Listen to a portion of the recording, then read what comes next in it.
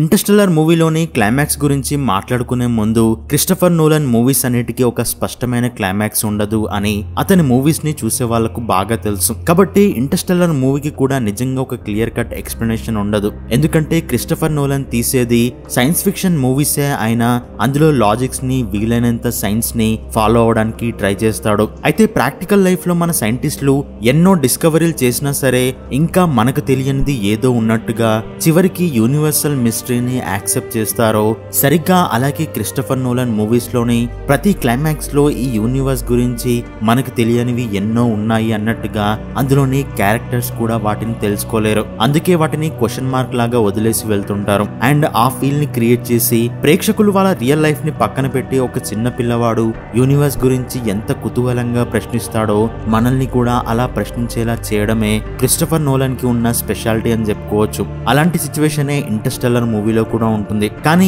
ఈ వీడియోలో Interstellar climax ని బ్రేక్ చేసి ఇన్ని సంవత్సరాలుగా మీకున్న కన్ఫ్యూజన్ ని క్లియర్ చేయడానికి ట్రై చేద్దాం. అండ్ ఈ మూవీని 10 సార్లు చూసిన వాళ్ళు కూడా ఈ వీడియోలో ఖచ్చితంగా కొత్తవి తెలుసుకుంటారు. సో వీడియోని చివరి వరకు చూడడానికి ట్రై చేయండి. సో ఇప్పుడు స్టోరీలోకి వెళ్తే డాక్టర్ మ్యాన్ చేసిన డాకింగ్ వల్ల ఎండ్యూరెన్స్ లో ఒకవైపు బ్లాస్ట్ అవుతుంది. దాంతో కంట్రోల్ తప్పి పడిపోతున్న ఎండ్యూరెన్స్ ని కూపర్ మళ్ళీ తన స్పేస్ షిప్ తో డాకింగ్ చేసి ఎండ్యూరెన్స్ ని పడిపోకుండా చేస్తాడు. కానీ అప్పటికే వాళ్ళు స్టెబిలిటీని కోల్పోతారు. దాంతో పక్కనే ఉన్న బ్లాక్ హోల్ అనేది వాళ్ళని నెమ్మదిగా తనలోకి లాక్కుంటుంది. అయితే కేస్ అనే రోబో బ్లాక్ హోల్ లోకి పడిపోకుండా ఉండడానికి మెయిన్ ఇంజన్స్ ని రన్ చేయాలా అని అడిగినప్పుడు కూపర్ వద్దు అంటాడు. బ్లాక్ హోల్ ఎంతవరకు ఎండ్యూరెన్స్ ని లాక్కుంటుందో అంతవరకు వెళ్దామని కూపర్ అంటాడు. అయితే ఎండ్యూరెన్స్ లో ఉన్న ఎక్విప్మెంట్ మొత్తం సేఫ్ గానే ఉన్నాయి అని డాక్టర్ బ్రాండ్ అంటుంది. అయితే భూమికి తిరిగి వెళ్ళడానికి కావాల్సిన నావిగేషన్ వ్యవస్థ అనేది పూర్తిగా పాడైపోయింది అని, కాబట్టి ఇప్పుడు భూమికి తిరిగి వెళ్ళడం సాధ్యం కాదు. కానీ లైఫ్ సపోర్ట్ తో ఎడ్మండ్ ప్లానెట్ కి వెళ్ళొచ్చు అని చెప్తాడు. అందుకు బ్రాండ్ ఎడ్మండ్ ప్లానెట్ కి వెళ్ళడానికి ఇంధనం సరిపోయేంతగా ఉందా అని అడుగుతుంది. అందుకు కూపర్ సరిపోయేంత ఇంధనం లేదు, కానీ నా దగ్గర ఒక ప్లాన్ ఉంది అని చెప్తాడు. అదేంటంటే ఎండ్యూరెన్స్ ని బ్లాక్ హోల్ దగ్గరికి ఎంత క్లోజ్ గా వెళ్తామో అంత క్లోజ్ గా వెళ్ళాక అక్కడ నుండి ఇంజన్స్ ని మండించి బ్లాక్ హోల్ దగ్గర గ్రావిటేషనల్ స్లింగ్ షాట్ చేయడం ద్వారా ఎండ్యూరెన్స్ ని ఎడ్మండ్ ప్లానెట్ వైపుకు వెళ్లేలా చేస్తాను అని కూపర్ అంటాడు. ఇక్కడ స్లింగ్ షాట్ అంటే ఒక ప్లానెట్ చుట్టూ స్పేస్ క్రాఫ్ట్ అనేది వీలైనంత స్పీడ్ గా తిరిగి అక్కడ నుండి ఆ ప్లానెట్ కి గ్రావిటేషనల్ ఫోర్స్ అనేది లభిస్తుంది. దాంతో ఆ స్పేస్ క్రాఫ్ట్ అనేది తక్కువ ఇంధనాన్ని ఉపయోగించుకొని కొంత దూరం వరకు వెళ్తుంది. అండ్ ఇలాంటి టెక్నిక్ ని ఇస్రో చంద్రయాన్ 2 మిషన్ లో ఉపయోగించింది. అయితే సరిగ్గా ఇదే స్లింగ్ షాట్ మెథడ్ ని బ్లాక్ హోల్ చుట్టూ తిరుగుతూ ఎండ్యూరెన్స్ కి సరైన వేగం అందుకున్నాక అప్పుడు ఎండ్యూరెన్స్ కి ఉన్న రేంజర్ తో పాటు ల్యాండర్ 1 ఈ రెండిటిని ఒక్కసారిగా వదిలేస్తే అప్పుడు ఎండ్యూరెన్స్ బ్లాక్ హోల్ లోకి పడిపోకుండా ఉండడానికి దానికి ఒక ఫోర్స్ లభిస్తుంది అని కూపర్ చెప్తాడు. అంటే ఎగ్జాంపుల్ కి టగ్ ఆఫ్ వార్ గేమ్ లో ఒక సైడ్ వాళ్ళు ఓడిపోయినప్పుడు సడన్ గా వాళ్ళు తాడును వదిలేస్తే మరొక వైపు వాళ్ళు ఒక్కసారిగా వెనక్కి వెళ్తారు. సరిగ్గా అదే ఫోర్స్ ని ఇక్కడ అప్లై చేసి బ్లాక్ హోల్ లో పడిపోకుండా మరింత వేగంగా ముందుకు వెళ్ళాలి అని కూపర్ అనుకుంటాడు. అయితే ల్యాండర్ లో టార్స్ అనే రోబో ఉంటుంది. కాబట్టి టార్స్ తనను తానుగా ఎండ్యూరెన్స్ ని విడిపోయి బ్లాక్ హోల్ లోకి వెళ్లిపోతుంది అని కూపర్ బ్రాండ్ కి చెప్తాడు. అయితే టార్స్ ఎందుకు మన కోసం బ్లాక్ హోల్ లోకి వెళ్ళాలి అని బ్రాండ్ అంటుంది. అయితే టార్స్ బ్లాక్ హోల్ లోకి వెళ్లి అందులోని క్వాంటమ్ డేటాని ఏదైనా ఒక మార్గం ద్వారా పంపించడానికి ప్రయత్నిస్తాను అని టార్స్ చెప్తుంది. తర్వాత మనం కాపాడడానికి భూమి మీద ఒక్కరైనా బ్రతికి ఉండాలి అని కోరుకుంటూ బ్లాక్ హోల్ వైపుకు ప్రయాణిస్తారు. అండ్ అనుకున్నట్టుగానే వాళ్ళు బ్లాక్ హోల్ కి దగ్గరగా వెళ్తారు. అప్పుడు బ్లాక్ హోల్ దగ్గర చేస్తున్న ప్రయాణానికి మనం 51 సంవత్సరాలు కోల్పోబోతున్నాం అని కూపర్ అంటాడు. అంటే బ్లాక్ హోల్ దగ్గర కొన్ని క్షణాలు ఉన్నా కూడా భూమి మీద 51 ఏళ్లు గడిచిపోతాయి. దీని గురించి కూపర్ కి బ్రాండ్ కి ముందే తెలుస్తుంది. అలాగే ఆ విజువల్స్ అనేవి సైన్స్ ఫిక్షన్ మూవీస్ చరిత్రలోనే గొప్ప విజువల్స్ అని చెప్పుకోవచ్చు. ఎందుకంటే మానవాళి ఎప్పటికైనా బ్లాక్ హోల్ ని దగ్గర నుండి చూస్తుంది అని కూడా నేను అనుకోను. ఎందుకంటే ఒకవేళ మనుషులు బ్లాక్ హోల్ దగ్గరికి వెళ్ళగలిగినా అప్పటికి మన జనరేషన్ పూర్తిగా శూన్యంలో కలిసిపోతుంది. సో అలాంటి ఒక అద్భుతాన్ని ప్రాక్టికల్ గా ఎలా ఉంటుందో కళ్ళకు కట్టినట్టు చూపిస్తారు. అవతార్ లాంటి ఎన్ని మూవీస్ వచ్చినా సరే ఇంటర్స్టెల్లర్ మూవీలోని బ్లాక్ హోల్ విజువల్స్ ని దాటలేవు అని చెప్పడానికి కారణం బ్లాక్ హోల్ అనేది పర్ఫెక్ట్ గా సైన్స్ ప్రకారం అలాగే బ్లాక్ హోల్ దగ్గర ఒక స్పేస్ షిప్ పరిమాణం ఎంత ఉంటుందో దాన్ని స్కేల్ చేసి చూపించడం పెద్ద ఛాలెంజ్ అని చెప్పుకోవాలి. ఈ రెండింటిని క్రిస్టఫర్ నోలన్ ఎగ్జాక్ట్ గా ఫాలో అయ్యాడు. అందుకే దాని ఇంపాక్ట్ అనేది మన మీద ఎప్పటికీ చెరిగిపోదు. అయితే ఎండ్యూరెన్స్ బ్లాక్ హోల్ దగ్గరికి వచ్చాక దానికి కావలసిన వేగం అందుకున్నాక అప్పుడే ఇంజన్స్ ని మండించి బ్లాక్ హోల్ లోకి పడిపోకుండా తప్పించుకుంటారు. కొంతసేపటికి వాళ్ళు అనుకున్నట్టుగా ల్యాండర్ 1 ని అందులో ఉన్న టార్స్ రోబో డిటాచ్ చేసుకుని బ్లాక్ హోల్ లోకి వెళ్లిపోతుంది. అది వెళ్లిపోతూ డాక్టర్ బ్రాండ్ కి గుడ్ బై చెప్తుంది. కానీ కూపర్ కి మాత్రం మరొక వైపు కలుద్దాం అని చెప్పి బ్లాక్ హోల్ లో పడిపోతుంది. అయితే దాని వెంటనే రేంజర్ అనే స్పేస్ షిప్ కూడా డిటాచ్ అవ్వడానికి రెడీ అవుతుంది. కానీ ఇక్కడ ట్విస్ట్ ఏంటంటే రేంజర్ లో కూపర్ ఉంటాడు, డాక్టర్ బ్రాండ్ మాత్రం ఎండ్యూరెన్స్ లో ఉంటుంది. అయితే కూపర్ తనను తాను డిటాచ్ చేసుకోబోతున్నాడు అని తెలిసి డాక్టర్ బ్రాండ్ ఒక్కసారిగా వద్దు కూపర్, మన ఇద్దరికి లైఫ్ సపోర్ట్ ఉంది అని చెప్పావు, కానీ ఇప్పుడు ఎందుకు విడిపోతున్నావు అని అంటుంది. అప్పుడు కూపర్ మాత్రం న్యూటన్ థాట్ లా ప్రకారం ఒకటి కావాలి అంటే మరొకటి వదిలేయక తప్పదు అని చెప్పి తనను తాను సాక్రిఫైస్ చేసుకుంటాడు. అయితే డాక్టర్ బ్రాండ్ వెళ్తున్న ఎండ్యూరెన్స్ లో దాన్ని నడపడానికి కేస్ అనే మరొక రోబో ఉంటుంది. కాబట్టి డాక్టర్ బ్రాండ్ ఎమోషనల్ గా ఒంటరిగా మానవాళి కోసం తనతో వచ్చిన వాళ్ళందరినీ కోల్పోయాను అనే భావంతో ఎడ్మండ్ ప్లానెట్ వైపుకు వెళ్తుంది. మరొక వైపు కూపర్ నెమ్మదిగా బ్లాక్ హోల్ లోకి జారుకుంటాడు. అయితే బ్లాక్ హోల్ లోకి పడిపోతే ఎవరైనా చనిపోతారు కదా అని మనం అనుకుంటాం, కానీ స్టేబుల్ గా ఉండే బ్లాక్ హోల్ లో పడిపోతే నిజంగానే చనిపోతారు. కానీ గర్గాంచువా బ్లాక్ హోల్ అనేది ఒక స్పిన్నింగ్ బ్లాక్ హోల్ కాబట్టి అందులోకి దాని ఫ్లోని ఫాలో అవుతూ వెళ్ళగలిగితే బ్రతికే అవకాశం ఉంటుంది. అలా కూపర్ బ్లాక్ హోల్ లో కాంతి కూడా బయటకు రాలేని ఒక భయంకరమైన కృష్ణబిలంలోకి వెళ్ళాక స్పృహ కోల్పోతాడు. ఆ తర్వాత కూపర్ వెళ్తున్న రేంజర్ లో ఉండే అన్ని ఎలక్ట్రానిక్స్ ఫెయిల్ అవుతాయి. అలా నెమ్మదిగా చీకట్లోకి ప్రయాణిస్తూ ఉంటే కొన్ని మెరుపులు రేంజర్ మీదకి వేగంగా వస్తూ ఉంటాయి. దాంతో కూపర్ ఒక్కసారిగా తనను తాను పైలట్ సీట్ తో సహా రేంజర్ నుండి ఇజెక్ట్ అవుతాడు. సరిగ్గా అప్పుడే బ్లాక్ హోల్ లో వేగంగా లోపలికి వెళ్లి ఒక వింత ప్రదేశంలో పడిపోతాడు.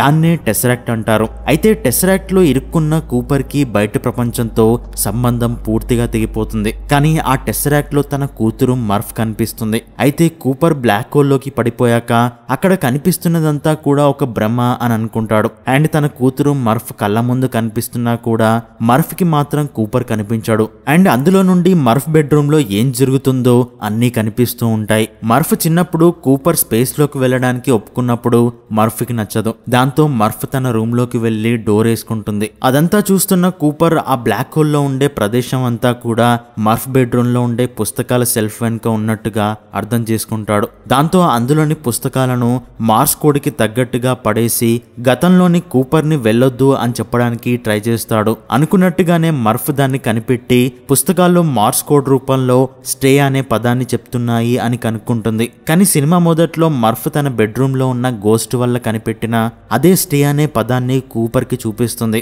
అయినా కూడా కూపర్ దాన్ని పట్టించుకోకుండా స్పేస్ లోకి వెళ్ళిపోతాడు.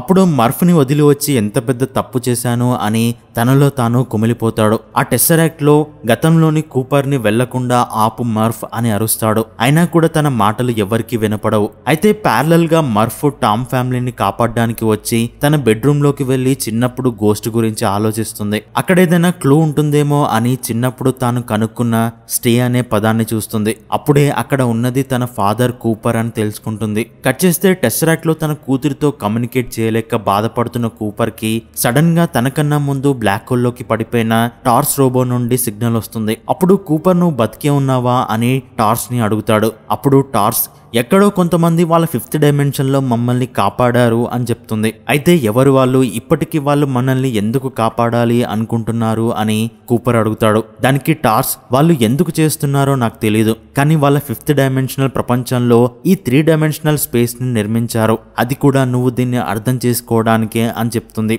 కానీ ఇది పని చేయడం లేదు అని కూపర్ అంటాడు. కానీ ఇక్కడ టైం అనేది ఒక ఫిజికల్ డైమెన్షన్ లాగా ఉండడం నువ్వు గమనించావా అని టార్స్ కూపర్ తో అంటుంది. అలాగే ఒక ఫోర్స్ ని క్రియేట్ చేసి స్పేస్ అండ్ టైం ని దాటి వెళ్ళడం లాంటిది కూడా నువ్వు అక్కడ చూసావు అని అంటుంది. అప్పుడు అది గ్రావిటీతో సాధ్యమయ్యింది అని కూపర్ చెప్తాడు. అంటే కూపర్ తన ఫోర్స్ ని ఉపయోగించి గ్రావిటీ ద్వారా మర్ఫ్ బెడ్రూమ్ లో ఉండే పుస్తకాలను కింద పడేలా చేస్తాడు. అప్పుడే గ్రావిటీ అనేది 3 డైమెన్షనల్ ప్రపంచంతో పాటు టైంలోకి కూడా వెళ్ళగలదు అని కూపర్ తెలుసుకుంటాడు. అలాగే టార్స్ ని తన దగ్గర క్వాంటమ్ డేటా ఉందా అని అడుగుతాడు. అప్పుడు ఆ క్వాంటమ్ డేటా తన దగ్గర ఉంది అని, కానీ దాన్ని దాన్ని ఏ రూపంలో కూడా బయటకు పంపించలేకపోతున్నాను అని టార్స్ అంటుంది. అయితే దాన్ని నాకు పంపు, నేను మర్ఫ్ కి ఏదో ఒక విధంగా చేరవేయడానికి ట్రై చేస్తాను అని కూపర్ అంటాడు. కానీ అంత చిన్న పాపకు ఇంత కాంప్లికేటెడ్ డేటాని అందిస్తే మర్ఫ్ అర్థం చేసుకుంటుందా అని టార్స్ అంటుంది. అప్పుడు మర్ఫ్ అందరిలాగా నార్మల్ గా ఉండే చిన్నపిల్ల కాదు అని కూపర్ అంటాడు. అయితే ఆ డేటాని తను కనిపెట్టినా కూడా దాని విలువ అర్థం చేసుకోవడానికి తనకు కొన్నేళ్లు పడుతుంది అని టార్స్ అంటుంది. కానీ భూమి మీద ఉన్న ప్రజలు చనిపోబోతున్నారు, దానికోసం మనం ఎలా అయినా క్వాంటమ్ డేటాని పంపించాలి, ఏదైనా ఆలోచించు టార్స్ అని కూపర్ అంటాడు. అప్పుడు టార్స్ మాత్రం వాళ్ళు జరిగిపోయిన దాన్ని మార్చడానికి మనల్ని ఇక్కడికి పంపించలేదు కూపర్ అని అంటుంది. దాన్ని అర్థం చేసుకున్న కూపర్ వాళ్ళు మనల్ని ఇక్కడికి రప్పించలేదు, కేవలం మనమే మనల్ని ఇక్కడికి వచ్చేలా చేసుకున్నాం అని అంటాడు. అలాగే భూమి మీద నాసా ఎక్కడ ఉంటుందో దాని కోఆర్డినేట్స్ ని బైనరీ కోడ్ రూపంలో ఇవ్వమని టార్స్ ని అడుగుతాడు. ఆ డేటాని మర్ఫ్ రూమ్ లో ధూళి తుఫాను ఎంటర్ అయినప్పుడు గ్రావిటీ ద్వారా అర్థమయ్యేలా పంపిస్తాడు. అప్పుడు గతంలోనే మర్ఫ్ అండ్ కూపర్ దాన్ని కనిపెట్టి వాటిని ఫాలో అవుతూ నాసాకి వెళ్తారు. అంటే కూపర్ బ్లాక్ హోల్ లోకి ఎంటర్ అయ్యాక స్టోరీ అప్పుడే మొదలవుతూ ఉంటుంది. అంటే మర్ఫ్ చిన్నతనంలో తను ఎక్స్పీరియన్స్ అయ్యే కూపరే గోస్ట్ కాబట్టి. అలా కూపర్ తనను తాను నాసా ద్వారా స్పేస్ లోకి వచ్చి బ్లాక్ హోల్ లోకి వచ్చేలా చేసుకుంటాడు. నిజానికి ఇదొక టైం ట్రావెల్ పారాడాక్స్ లాంటిదే. తనను తాను 3 డైమెన్షనల్ ప్రపంచంతో కమ్యూనికేట్ చేసుకోవడానికి ఇక్కడికి వచ్చేలా చేసుకున్నాను, మనమే ఒక బ్రిడ్జ్ లాగా ఇప్పుడు పనిచేస్తున్నాం అని టార్స్ తో అంటాడు. సో ఇక్కడ బ్రిడ్జ్ అనడానికి మీనింగ్ ఏంటో తెలుసుకోవాలి అంటే అసలు 5th డైమెన్షన్ లో ఉండే వాళ్ళు ఎవరు అనేది మనం తెలుసుకోవాలి. నిజానికి మన యూనివర్స్ ని ఇక్కడ బ్రెయిన్ అంటారు. మనకన్నా హయ్యర్ డైమెన్షన్ లో ఉండే వాళ్ళు మరొక బ్రెయిన్ లో ఉంటారు. అంటే మన యూనివర్స్ కి బయట ఉండేదాన్ని హైపర్ స్పేస్ అంటారు. ఆ హైపర్ స్పేస్ లో హయ్యర్ డైమెన్షన్ లో వాళ్ళు ఉంటారు. వాళ్ళకి మన యూనివర్స్ ఒక ఫిజికల్ డైమెన్షన్ లా ఉంటుంది. కాబట్టి మన యూనివర్స్ లో ఉండే స్పేస్ ని బెండ్ చేసి అందులో ఒక వామ్ హోల్ ని క్రియేట్ చేస్తారు. అయితే మన యూనివర్స్ కి హయ్యర్ డైమెన్షన్ లో ఉండే వాళ్ళని కలిపేది బ్లాక్ హోల్. ఎందుకంటే మన యూనివర్స్ కి ఉండే హోల్ అనేది మరొక యూనివర్స్ లోకి వెళ్ళడానికి దారి తీసేలా ఉంటుంది. అక్కడ స్పేస్ టైం ఉండదు, కేవలం శూన్యం మాత్రమే ఉంటుంది. అండ్ బ్లాక్ హోల్ లో చివరి భాగం మరొక యూనివర్స్ కి కనెక్ట్ అయ్యేలా ఉంటుంది. అయితే ప్రపంచాన్ని కాపాడడానికి వాళ్ళు నన్ను ఎంచుకున్నారు అనుకున్నాను, కానీ వాళ్ళు మర్ఫ్ ని ఎంచుకున్నారు అని కూపర్ రియలైజ్ అవుతాడు. అప్పుడు నెమ్మదిగా కూపర్ అసలు ఎక్కడ ఉన్నాడు, ఎందుకు ఉన్నాడు, వాళ్ళు తనకి ఎలా హెల్ప్ చేస్తున్నారు అనేది అర్థం చేసుకుంటాడు. నిజానికి 5th డైమెన్షన్ లో ఉండే వాళ్ళు 3 డైమెన్షన్ లో ఉండే వాళ్ళతో కమ్యూనికేట్ చేయలేరు. వాళ్ళకి 3 డైమెన్షనల్ ప్రపంచంలో ఉండే వాళ్ళతో ఎలాంటి ఎమోషనల్ బాండేజ్ ఉండదు, కానీ వాళ్ళు హైయర్ డైమెన్షన్ లో ఉంటారు. కాబట్టి క్వాంటమ్ డేటా బ్లాక్ హోల్ లో ఉంటుంది అని వాళ్ళకి తెలుసు. కాబట్టి భూమిని కాపాడడానికి బ్లాక్ హోల్ లో 3 డైమెన్షనల్ ప్రపంచం కనపడేలా ఒక టెస్రాక్ట్ ని నిర్మిస్తారు. ఈ టెస్రాక్ట్ అనేది మనం మన ప్రపంచంలో బిల్డింగ్స్ ని ఎలా కట్టుకుంటామో అలాగే వాళ్ళు కూడా 3 డైమెన్షనల్ బిల్డింగ్ ని కట్టగలరు. దాన్నే టెస్రాక్ట్ అంటారు. అయితే టెస్రాక్ట్ లో ఒక స్పెసిఫిక్ టైంలో ఆ డేటాని అర్థం చేసుకునే సరైన వాళ్ళకి ఎలా ఇవ్వాలో, మనుషులతో ఎలా కమ్యూనికేట్ అవ్వాలో హైయర్ డైమెన్షన్ లో ఉండే వాళ్ళకి తెలియదు. కానీ మర్ఫ్ కి ఉండే తెలివితేటలను చూసి తాను మాత్రమే క్వాంటమ్ డేటాని అర్థం చేసుకోగలదు అని తెలుసుకుంటారు. అండ్ ఆ టెస్రాక్ట్ మొత్తం కేవలం మర్ఫ్ బెడ్రూమ్ కాలాన్ని మాత్రమే చూపించేలా డిజైన్ చేస్తారు. అలాగే మర్ఫ్ కి కూపర్ కి మధ్య ఉండే ప్రేమ వాళ్ళు ఏ రూపంలో ఉన్నా కూడా ఒకరినొకరు గుర్తుపట్టగలరు అని వాళ్ళకి తెలుసు. అందుకే కూపర్ ని బ్లాక్ హోల్ లో ఉన్న టెస్రాక్ట్ లోకి వచ్చేలా చేసి అప్పుడు బ్లాక్ హోల్ లో ఉన్న క్వాంటమ్ డేటాని తన కూతురు మర్ఫ్ కి అందేలా చేయాలి అని వాళ్ళు అనుకుంటారు. అనుకున్నట్టుగానే కూపర్ తను వచ్చే ముందు మర్ఫ్ కి ఒక చేతి గడియారాన్ని ఇచ్చి వస్తాడు. సరిగ్గా అందులోని పెద్ద ముళ్ళును మార్స్ కోడ్ రూపంలో కదిలించి క్వాంటమ్ డేటాని ఆ వాచ్ లో ఫీడ్ చేస్తాడు. కానీ చిన్నతనంలో ఉన్న మర్ఫ్ పెద్దయ్యాక తన వాచ్ కోసం తిరిగి రాకపోతే ఎలా అని టార్స్ అంటుంది. అప్పుడు కూపర్ తాను ఖచ్చితంగా వస్తుంది అని చెప్తాడు. ఎందుకంటే అది నేను ఇచ్చాను కాబట్టి నా మీద ప్రేమతో తప్పకుండా దానికోసం వస్తుంది అని అంటాడు. అండ్ కట్ చేస్తే ప్యారలల్ గా ఎంగేజ్ లో ఉన్న మర్ఫ్ ఒక్కసారిగా ఆ వాచ్ ని చూస్తుంది. దాంట్లో ఉండే మార్స్ కోడ్ ని కనిపెడుతుంది. నాన్న మనల్ని కాపాడడానికి తిరిగి వస్తున్నాడు అని తెలుసుకుంటుంది. దాన్ని డీకోడ్ చేసి క్వాంటమ్ డేటాని కాపీ చేసుకుని గ్రావిటీ ఈక్వేషన్ ని సాల్వ్ చేస్తుంది. దాంతో ఈ మూవీలోని మెయిన్ ఎజెండా పూర్తవుతుంది. అప్పుడు అది పనిచేసిందా అని టార్స్ కూపర్ ని అడుగుతాడు. అప్పుడు పనిచేసింది అని అనుకుంటున్నాను అని టార్స్ అంటుంది. నీకెలా తెలుసు అని టార్స్ ని అడుగుతాడు. అప్పుడు టార్స్ అది పనిచేసింది కాబట్టే వాళ్ళు ఈ టెస్రాక్ట్ ని మూసేస్తున్నారు అని కూపర్ తో అంటుంది. అయితే ఇప్పటి వరకు మనకు హెల్ప్ చేసింది ఎవరో కాదు, వాళ్ళు కూడా మనుషులే అని కూపర్ అర్థం చేసుకుంటాడు. నేను ఎలా అయితే మర్ఫ్ తో కమ్యూనికేట్ చేస్తూ తనకి హెల్ప్ చేస్తున్నానో వాళ్ళు కూడా నాకు అదే చేస్తున్నారు అని అంటాడు. కానీ మనుషులు టెస్సరాక్ట్ ని నిర్మించలేరు కదా అని టార్స్ అంటుంది. కానీ మనకు తెలిసిన 4th డైమెన్షనల్ సివిలైజేషన్ ఏదో ఒక రోజు 5th డైమెన్షనల్ సివిలైజేషన్ గా ఎదుగుతారు. అప్పుడు వాళ్ళకి ఇది సాధ్యమే అని కూపర్ చెప్తాడు. అండ్ ఇప్పుడు ఏం జరుగుతుంది అని కూపర్ అనేలోపు కట్ చేస్తే కూపర్ భూమిని దాటి వచ్చిన ఆ వామ్ హోల్ కి హైయర్ డైమెన్షన్ నుండి వెళ్తుంటాడు. అప్పుడే సరిగ్గా డాక్టర్ బ్రాండ్ మొదట్లో వామ్ హోల్ నుండి వస్తున్నప్పుడు స్పేస్ టైం బెండింగ్ లో చేయి పెట్టి ఒక హ్యాండ్ షేక్ ఇస్తుంది. అండ్ ఆ హ్యాండ్ షేక్ ఇచ్చేది స్వయంగా కూపర్ కే. ఆ తర్వాత కూపర్ శనిగ్రహం దగ్గర స్పృహ లేకుండా స్పేస్ లో ఉంటాడు. అప్పటికి కూపర్ కి 124 ఏళ్ల వయసు వచ్చేస్తుంది. అండ్ అప్పటికి భూమి మీద తయారు చేసిన స్పేస్ కాలనీలు గ్రావిటీ ఈక్వేషన్ తో అంతరిక్షంలోకి వస్తాయి. అదంతా ఒక ఆర్టిఫిషియల్ భూమిలాగా ఉంటుంది. అందులో ఒక హాస్పిటల్లో నిద్ర లేచిన కూపర్ దాన్ని చూసి ఆశ్చర్యపోతాడు. అది ఒక స్పేస్ స్టేషన్ అని, దానికి కూపర్ స్టేషన్ అనే పేరు తన కూతురు పెట్టింది అని తెలుసుకుంటాడు. అండ్ మర్ఫ్ ఇంకా బ్రతికే ఉంది అని కూడా తెలుసుకుంటాడు. అలాగే ఇంకొన్ని రోజుల్లో మర్ఫ్ కూపర్ స్టేషన్ కు వస్తుంది అని అక్కడే వెయిట్ చేస్తాడు. అందులో తన ఇంటిని యథావిధిగా నిర్మించడం చూసి అందులోకి వెళ్లి అక్కడ టార్స్ రోబోని సరిగ్గా శనిగ్రహం దగ్గర మీతో పాటే కనుక్కున్నామని చెప్తారు. దాన్ని కూపర్ తిరిగి మళ్ళీ రీబూట్ చేస్తాడు. అండ్ అక్కడ మనుషులు చాలా అడ్వాన్స్డ్ స్పేస్ షిప్స్ ని కూడా తయారు చేస్తూ ఉంటారు. అప్పుడే 2 ఏళ్ల పాటు క్రయోస్లీప్ లో ఉండి కూపర్ స్టేషన్ కి చేరుకున్న మర్ఫ్ ని చూడ్డానికి కూపర్ వెళ్తాడు. అప్పుడు మర్ఫ్ చుట్టూ తన పిల్లలు, మనవరాళ్ళు, మనవళ్లతో కలిసి ఒక బెడ్ మీద ఉంటుంది. అప్పుడు కూపర్ తనను చూసి ఆశ్చర్యపోతాడు. ఎందుకంటే మర్ఫ్ కూపర్ కంటే ఓల్డ్ అయిపోతుంది. అప్పుడు మర్ఫ్ తో నేనే నీ గోస్ట్ ని అని అంటాడు. నాకు తెలుసు నువ్వే నా గోస్ట్ వి అని. ఎవరికి చెప్పినా నమ్మలేదు. అండ్ నువ్వు ఇచ్చిన వాచ్ ఇప్పటికీ నాతోనే ఉంది. అలాగే నువ్వు తిరిగి వస్తావు అని చెప్తే ఎవరు నన్ను నమ్మలేదు.